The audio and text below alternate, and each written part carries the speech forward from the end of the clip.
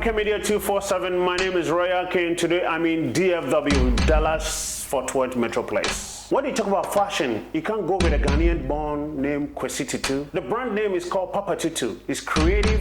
When you talk about fashion, you can't go without him. When you talk about designing, you can't go without Tutu.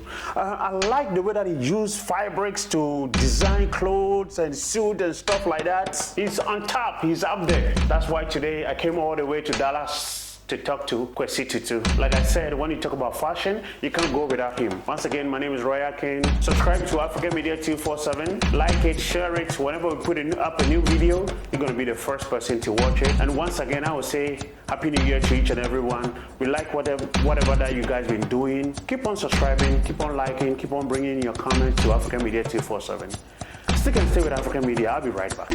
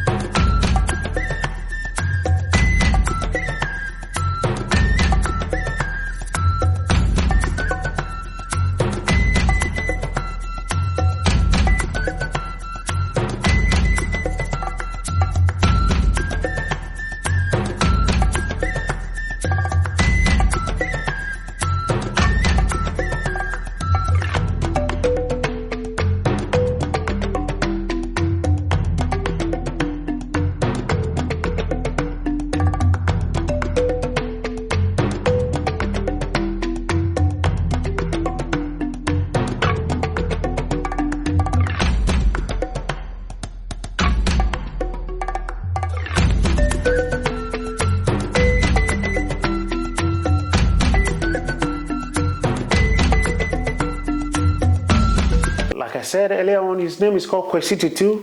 The brand name, the fashion name called Papa Tutu. That's why I like it. I like it, Papa Tutu. Nana Tutu. Yes, sir. Kwesi Tutu, Yao Tutu, Kwame Tutu. His own is what? Papa Tutu. I like it. Here comes the man known as Papa Tutu. Yes, sir. Yes. Greetings, His Majesty. Yeah, I like it. Papa Tutu. Yes, sir. You gotta know. What's your secret? Passion and smart work. And smart work. Yeah. Passion and working smart.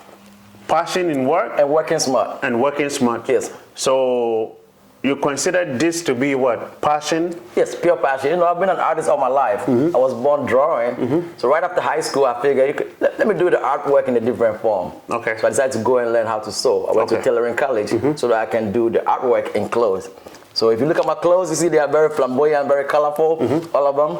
So when I'm creating, it's just like I'm drawing, just for somebody to be able to wear it instead of hanging on the wall. So that's the whole idea. Yeah, so you say you went to school for that? Yes. For how long? Well, I did 3 years in preparing in Krentumi. I don't know if you know, in Eastern region. I did 3 years of visual art, which includes painting, drawing, and textiles. Okay. From there, I did 2.5 years in Tema Technical College.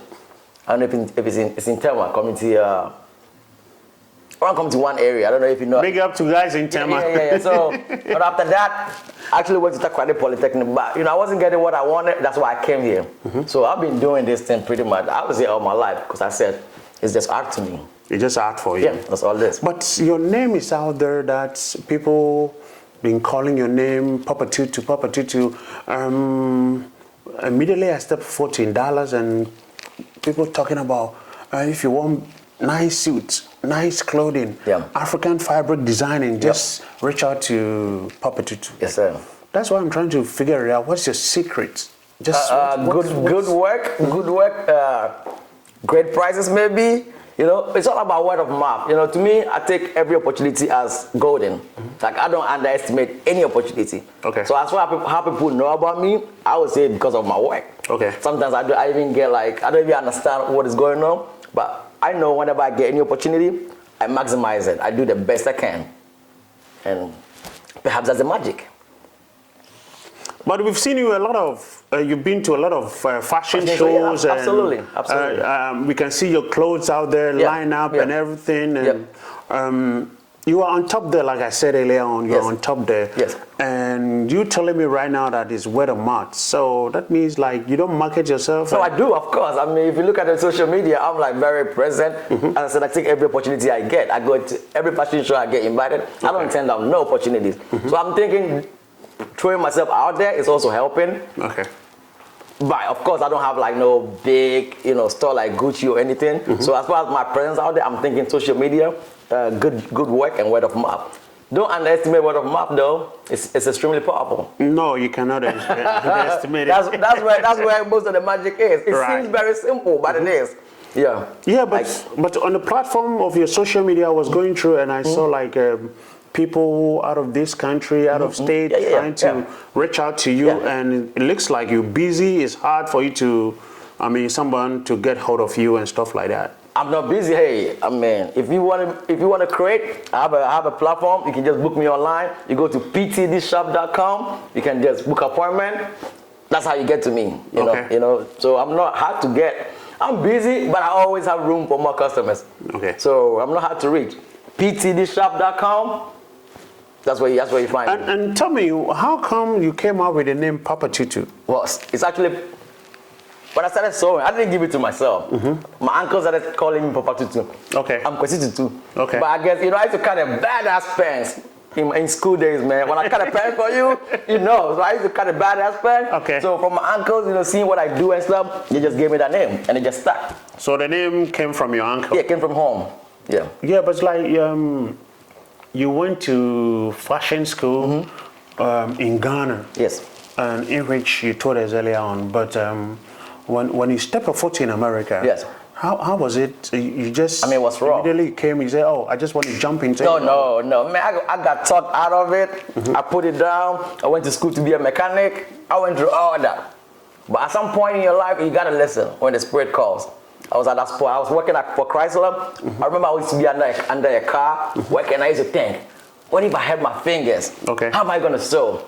When I started having that feeling, it was, you know, I just bought my machines and resigned. Why? Was your work dangerous? It wasn't dangerous, but it wasn't my passion. It wasn't your passion. passion. I realized, okay, I'm going to live.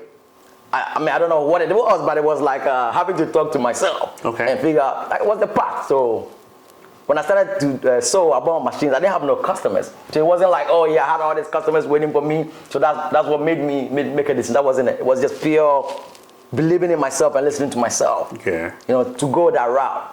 And it's not been easy. You have to understand, man, I was studying Tema, right? Around 2003. At that point, the books we were using is from Europe, but it's like 1960. Okay. So my patterns wasn't like this when I started. It was like old school classic, what I make the jacket look like, you know? But I had to, you know, kind of like upgrade myself. And I did that through working for this fashion houses like Men's Warehouse, Nordstrom, you know, meeting old tailors, asking questions, and eventually I was able to upgrade myself. Okay, so you worked in Men's Warehouse before? Oh yeah. I worked as a tailor about 2 years. I worked at Nordstrom for 6 years. Yeah, I work at all the Nordstrom stores in DFW. And that's why I got most of the knowledge and even be able to cut like I cut now. So it's not been easy, but it's been a passion. So it's been worth doing. You put it into it? Yes, you got to. Let's talk about something over here, something that's, I'm curious, I just want to know from you. Your clients, I know you deal with different people like Hispanic, Latinos, Chinese, everybody. Africans. And, when you put it into place, do you deal with people from back home more? Well, I'm in America, so I wouldn't say it's more of people from back home. I have African clients, but I have clients for everybody that's in America. It's a melting pot. My only client is the Benjamins, man. The dollar. You got the money, and you want, that's what it is. You know, like I'll give you what I have, and you give me your money. So I don't really discriminate. It's all about who wants it and who's buying it. Okay. Okay, this is African Media 247. In case you just joined us, we're talking to a Ghanaian fashion designer in Dallas, Texas. His name is called Tutu. Brand name, fashion name called Papa Tutu. He's right here with African Media 247 Royak, and I'm having a great conversation with him, telling me that his client is what? Benjamin. When you talk about Benjamin, we're talking about the dollar bill. Yes, that's the only client I know. But I heard people from out of state and out of the country, presidents, like ministers, and all these people reach out to you. So how do you deal with them? Let's say you're dealing with a president from Africa or a minister, and they just want you to, give them a nice African fabrics. How do you deal with these people while they are not here? Well, most people, they know their sizes. And you're surprised. People that come in here from they fly all the way in here. I cannot tell you what happens, but I also know when you are following your passion, it's more than just human beings working. Okay. I think it's something divine in it. So the divine connection. Because sometimes I don't even know how people that come here, how they hear about me, they come here. Okay. But most of the time when they don't come here, if they can't come here, they send me their size. Okay. We do a video call, we do a consultation, I show them fabric, we talk about style, everything, and then I just make it and ship it. If they can come here, they come here, we go to the consultation room, I measure them, then they can actually tag the fabric, and when it's done, I ship it to them. Most people fly in for the first consultation, so I can measure them myself, because it's very important. So that's how I go about it. So how do you deal with people sometimes in terms of putting things together for them? If I bring in a fabric and maybe the fabric is not enough, you choose it for them or they choose it? Well, I prefer everybody using my fabric. Why? Because see, most people don't understand what fabric is. Every fabric will deteriorate. There's a time where it will fall apart. Okay. So my fabrics are in every season. With a new fabric, they're fresh and all that. So especially if you bring your fabric, right, you've had the fabric for like, say what, 5 years sitting there in your room. And you pay all this money and I put it together, I put all this work in, and you just wear it for a year and it falls apart. Isn't that a good look? Yeah. Customers wouldn't understand, they would think I did a bad job. That's why I always encourage you use my fabric, because I know what it is. If I'm cutting and something happens, I can find it readily available. If you bought it from Ghana, you've had it for 5 years, I might not even find the fabric again if something happens to it. So it's so risky. I always advise people to use my fabric, so that we'll be on a safe spot. When something happens, I can get it readily available. It will last longer because I know when the fabric was created. Okay. I know the expiration date. Okay. That's why I always focus on use my fabric. Don't bring your fabric. Some people will bring it. It's not the ideal way. Yeah, they don't get the best out of me when they bring their fabric. Let's talk about stage. Sometimes in DFW, according to the research or our research, we figured out you were one of the top fashion designers that they have over here in DFW. Yes. And my question is, how do they select you, and how do you put your people together for them to come on stage? Well, most of the time, if I'm doing like a big show, a big platform, they give you the models already. So you just take you do a fitting, take your clothes, your designs, you do a fitting. As far as how they select me, I can't tell you. I just get a call. Okay. As I'm saying, I think when you follow your passion, there's something divine that is also working for you. That is not, I can't say it's all my effort. That would be like, because I know most opportunities I get, I don't create it. Okay. It's just people like you, passing it on, people hearing, they are watching. So, they're okay, well, here you go, man, come and do a show. And most of the time, they don't even pay me. As I told you, I take opportunities very serious. It don't matter how small, it don't matter, I'll take it. So the first time that you had a call that day, you've been invited to this show, how was the feeling? It was great. It's like more grease to the elbow. It's an encouragement. I don't know if you've read a book called The Alchemist, right? People that follow their passion, it's like we're alchemists. Okay. Something, I don't want to say God, because then it could be biased. Okay. I say divine. There's something that. And it says in the Alchemist, it says that when you travel in your path, you always get an encouragement. Okay. So it will be something like that. Somebody calling me for a fashion show, to me it's like, okay, you got to keep going, no matter what it is. I'm not saying it's easy. Don't get it wrong. It's not easy. It's not easy, but you got to know You got to believe that the calling that you answered, you got to keep going. It gets better, it gets easier, you get more money, you get more everything as you keep traveling. That's my experience. So yeah, whenever they call me, it charges me up. Yeah. So you do this job by yourself? Yes, I have tailors that I've hired. Initially they were in-house, but I don't do any more in-house tailoring anymore. Now I have professional tailors that I've hired, and they're all on a team, about 7 tailors. 7? So that I can meet the demand. Yeah. Okay. So your demand is very, very high. So like, let's say in a week, how many suits or how many clothes do you put it together? It all depends. Like, it could be 6 suits. It could be anything. It could be what is needed. It could be 25 suits. It all depends. So like, when I started cutting, I've never stopped cutting. Okay. That I can tell you. And yeah, sometimes it gets overwhelming to meet demand. But you know, as I said, it gets better and it gets easier. Working smart. I heard you're expensive. Well, it's expensive is subjective. Because I can be expensive for you, I want to be expensive for the man right there. Okay. So it's by me one quality. Look at what I do, man. It's competitive. You go to Neiman's, like I have clients coming from Neiman's.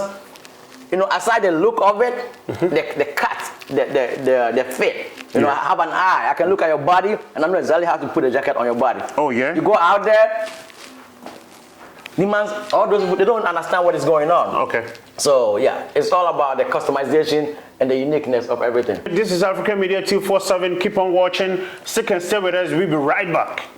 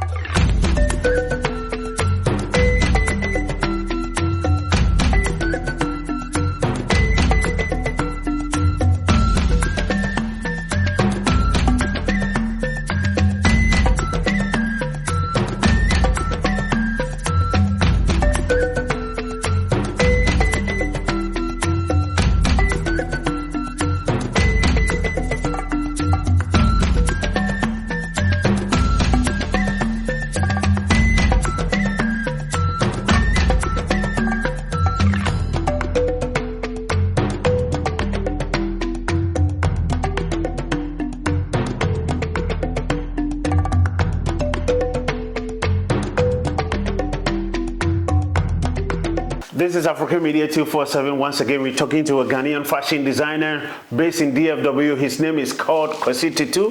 The clothing name, the fashion name, the brand name called Papa Tutu. He was born in Tema. Were you born in Tema? Yes. I was born and raised in Tema. I went to Redemption Valley, and I went to community number two before I went to Poripenyi. So yeah, born and raised in Tema. But I'm actually from I'm Ashanti. You are Ashanti? My father is from Mount Ponsuta, and then my mother is from like Achim Ashanti Achim somewhere in the in the eastern region. Yeah. Okay. So pure Ashanti. Yeah, pure Ashanti, but born and raised in Tema. You know how Tema is. It's a harbor city. Yeah. So there's a lot of influence. It's diverse. Yeah, there's a lot of stuff going on. So the community I grew up in, there's a lot of superstars. A.B. Crenso, all of them live in the same line. Oh, really? Yeah, that's just how. So growing up, I saw art being more praised because that's what they did. You know, every weekend they are rehearsing.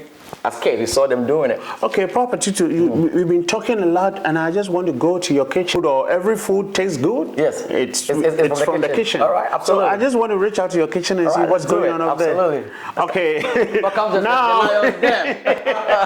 Now we got to go to Papa Tutu's kitchen, where all the equipment, the machines, everything is, to see how he put things together to get one suit. Still can stay with African Media 247. Like I said earlier on, we are over here to see what he do, how he put things together, how he make things work.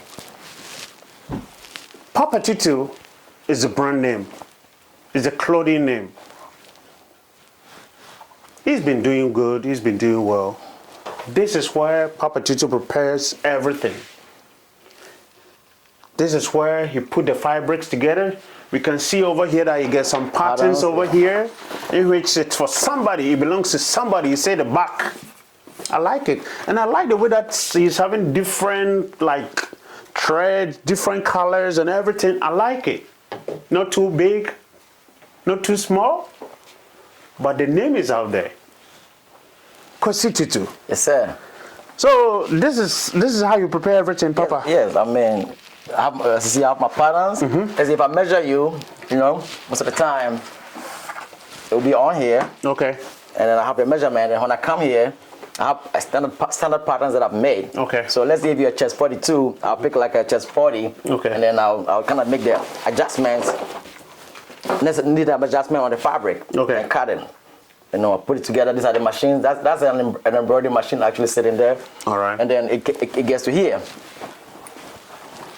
So this is a piece I made for a lady. Wow. Yeah. This is something. The name is already over there, Papa Tutu. Yes. And this one belongs to a lady. Yeah, it's like a lady. A lady brought, you know, this is one of the stuff that lady brought the fabric. You know, and they went to Africa, so I put it together for you. Even though I do not encourage it as much, I'll let them know. Okay. But then I'll still do it. All right. Yes. Okay, nice. Yes. Yeah, so these are my straight stitch machines here. You know, this makes the stitches. This is a button machine. That's a blind stitch, a serger, and an embroidery machine, Showroom machine. Okay. Yeah. So it takes how long for you to put things together like About 3 this? days. 3 days for you to put one suit together? Yes, yes. Because I see that this is a suit. Yeah, that's a coat, yeah. Okay. Yes. So it takes 3 days for you to put it together. Wow. Three straight working days. There's a lot of pieces that come together. Yes. So this is just a surface, or this is just the beginning? No, this one is completed. The lady came in, I did a fitting, and she wants it to be taken a little bit in the back. Okay. So that's what I'm doing right now. So when I'm done, they'll pick it up. Okay. So I do the making, I do the adjustments, everything here, all in-house. Good. Yes. So you know, this is what I do. Like this one of my fabric that I create, you know, and I produce stuff like that. But that's how it starts, you know. The person's measurement that I measure them, but their body measurements. I come here, find my pattern, the standard pattern that is close to their measurement, and then I lay my pattern on there like that.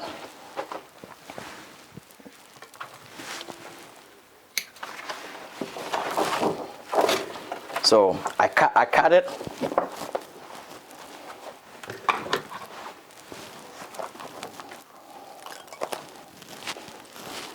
And then put this one right here. This is my ironing station. This is my steamer iron. So let's see if I need something to be stitched and pressed. So let's say I need to cut it up. This I'm working, I have to cut a little loop to go out at the bottom. So this is my yardstick.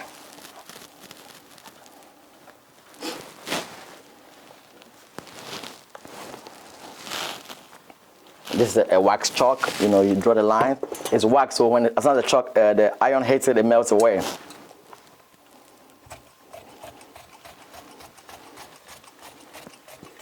So I'm cutting a little, making a little loop that goes at the bottom of this workout wear.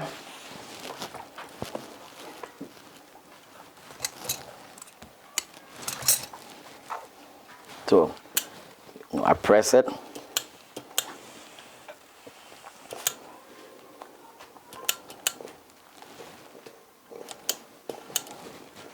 And this is also another, that's like a wooden iron. You know, I use that so I'm not constantly applying heat to the fabric. I just need to be laid flat. You know, you don't want to put too much heat on the fabric because it will fade the color off. So, you know, then I go to the straight stitch machine. Loop, making a loop, you gotta make sure the thread is long enough because you're gonna flip it inside out. So, then you just lay the thread in here, then you just fold it.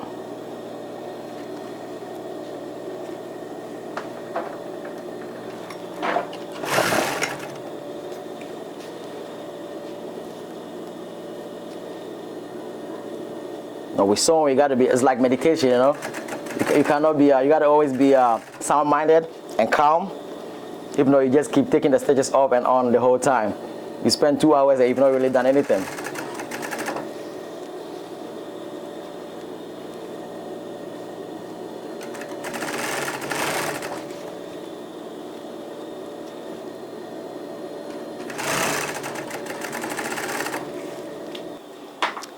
This is my scissors, you know, it's big, but you know, some of them are really bigger than this.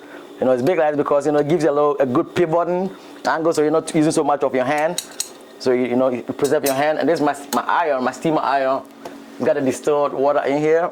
I use distilled water because, you know, you don't want it collecting rust and coming on the tin. And my iron has a shoe on, a Teflon shoe. So the iron is not directly, the metal is not directly on the fabric. So you don't want it to look old, especially if you're doing like dark fabric. You want it to still look fresh when you're done. This is my button machine. This machine puts the button on here, on the sleeve. You know, all that is just, you feed the button right here.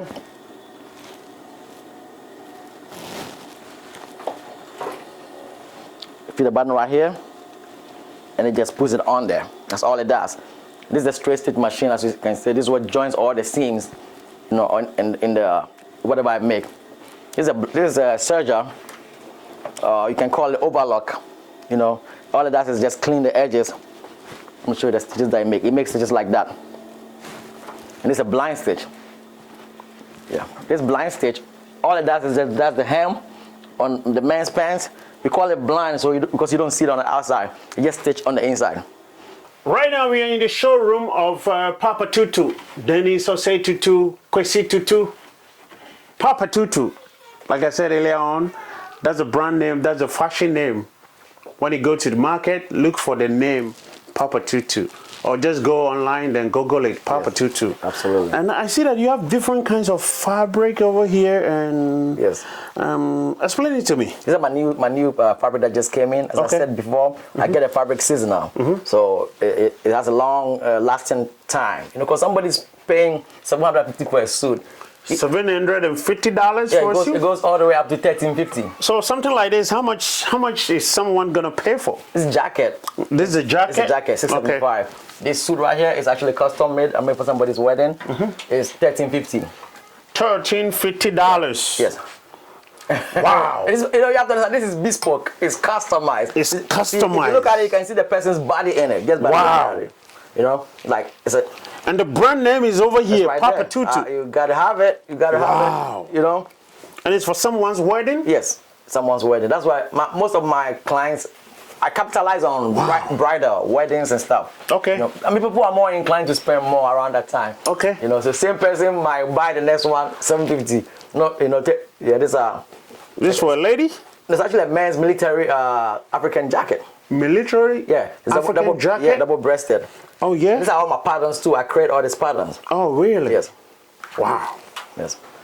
And something like this, how much someone? See, this one is $475. $475. This is cotton. This is not. It's not wool. Wool is expensive. This is one of my finest wools. Yes. This is brocade. You know. So as I said, this is why I get my new fabric. You know, they bring it to me. The males that make the fabric, they send it to me. I'll go through it. They bring me like about 8 books. Okay. And I will select what I want to use for the season. Okay. And then I will make it into my own custom with my logo on there after I go through that. Okay, so this one belongs to you, Papa Tutu. Yes, after I go to the mail stuff, I select it and I make my own. You make your own, okay. My own seasonal selections and stuff. Booklet or something like that? Yes, okay. yes. So you get it every 12 months? Yes, it's every 6 months. Every 6 months? But, you know, in Texas, the weather pretty much pretty much is like the same. So sometimes I can do 12 months. Okay. Yeah, so I don't keep you know, making new books all the time. Okay. Yeah. That's nice. Yes. So, you know, back in the days, bespoke, people have like a whole like fabric rolls sitting there. You don't do that anymore. It's a waste. Okay. Because I don't need all that thing here. If I don't sell it in a year, it's already expiring. So this is the smartest way. You know, simplified, you get the same thing that you need. oh, wow. Yeah, so I don't get stuck with a lot of fabric sitting here and my money is stuck in the fabric and nobody's buying it. So when the customers comes, you give them this booklet, like go through it and see go whatever through you it, like? they select it, I measure them. We go to the style line as far as, you know, I have all the samples, the different cuts, you know, and then they pick it and then I get the information as far as if they have any preferences. This is a tuxedo, you know, it's a houndstooth tuxedo. Yeah. Papa Tutu right there. You know, and it has the kin lining, you know. Oh, so, wow. Yeah. That's how I do it. So something like this, it takes you like how many days? It's 3 days. 3 days? Yeah, every suit takes you 3 days? Every jacket is 3 days. It's a process. There's so much that goes in there that you don't see. Canvas is in there. You got to hand stitch all of them. Okay. Yeah. Okay. It's all in the inside of the garment. It's Okay. a sweat pad, so yeah. And my appointment usually take about 30 minutes between measuring you, selecting style details, you know, asking you why you want this, you know, just getting a feel of your character. Okay. So that I can kind of like put it in there, you know, put your personality in there. Wow. It's also an African coat. Wow. Yeah, these are like samples that I use for shows and stuff. So yeah, tell me something. Let me ask you this. We were talking about thousands, and it was coming down to like. Yeah. I know you get different prices. Yeah, different price points. I understand that. Absolutely. But my question is, every good thing is expensive. Every quality thing is expensive. You get what you buy. You get what you pay for. Yes. Yeah, man. You go to the dollar store. You buy something same nice, thing that you see the same thing another price, and the price is $10. You're getting something wrong. Yeah. You go and buy jasmine rice in dollar store and cook it. Buy jasmine rice in Kroger and cook it, and see there's a difference. Yeah. Do some people come here and you tell them the price? They just walk. No, you don't. I don't even take you that far.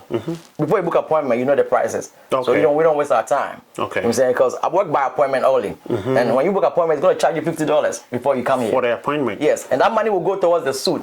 But as soon as you book it, you will pay $50. Okay. So they already asked me the price. They know they can handle it before they come here. You know, if it's not your price point, I don't discount my prices. If I tell you and it's not your price, it's not for you. So purposely, you normally do with suits or you do with the other stuff like fugu and all these African clothing? I do all those. I do all those. I do all of those. Yeah, of course. I'm an African. I do all those. But my main thing is the suits.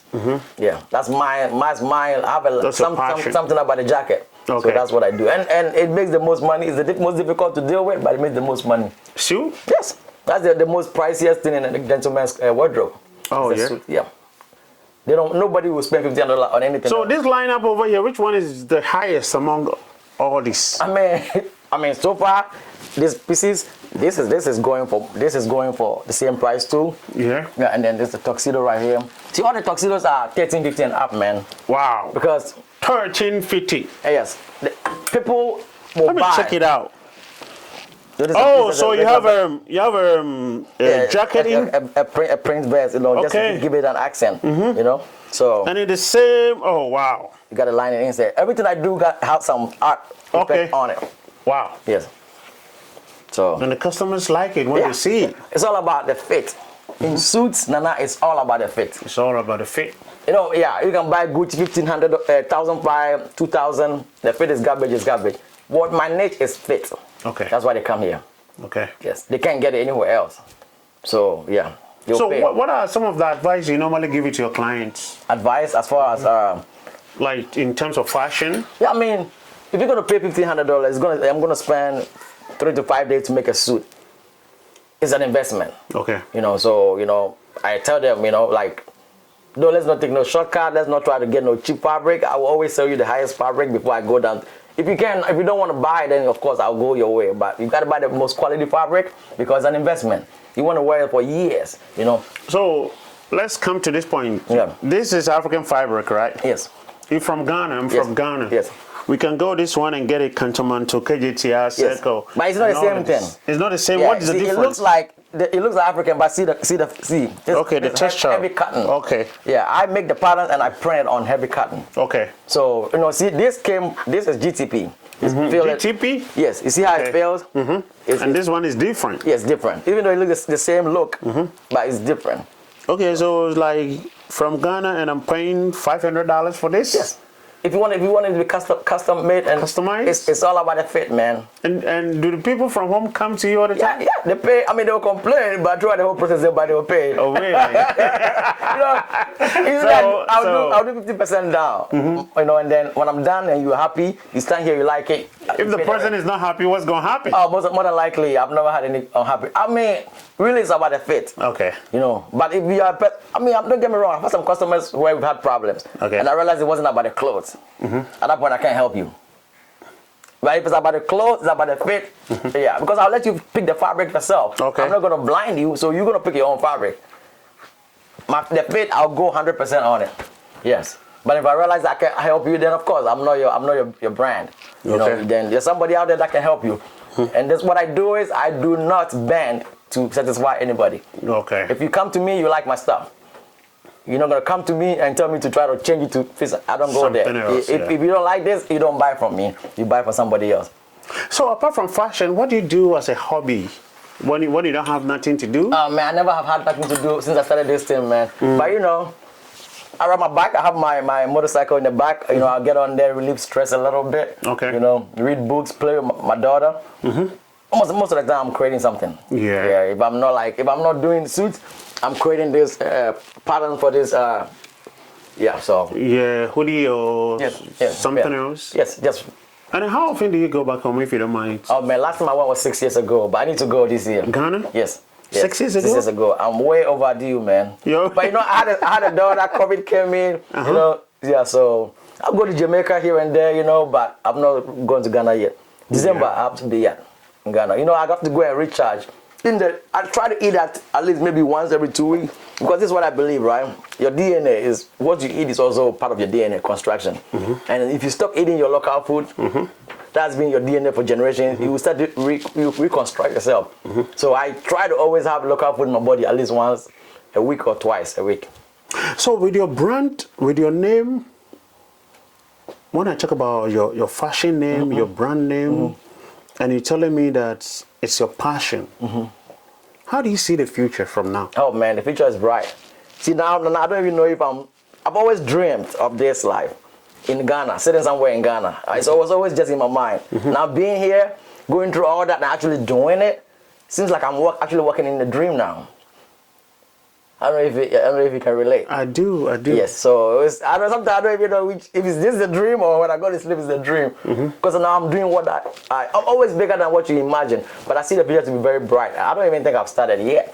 You don't think you've started yet? Yes.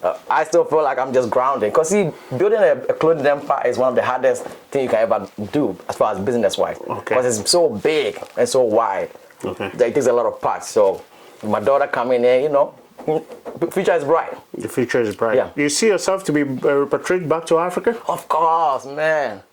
That's where life is, man. That's where life Africa is where freedom is, man. Yeah. Yes, Africa is free. So you're just over here, just passing by. The business is built here. I'm always gonna have a business here. But as far as living and all that, yeah, Africa is where it's at. Let's talk about apprenticeship before we go.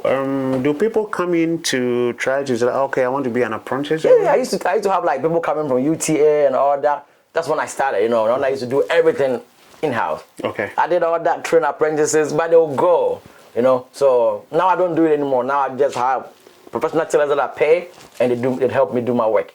So I don't invest too much time, because you know you train them, you invest all that time. They, you know, like it was stressful.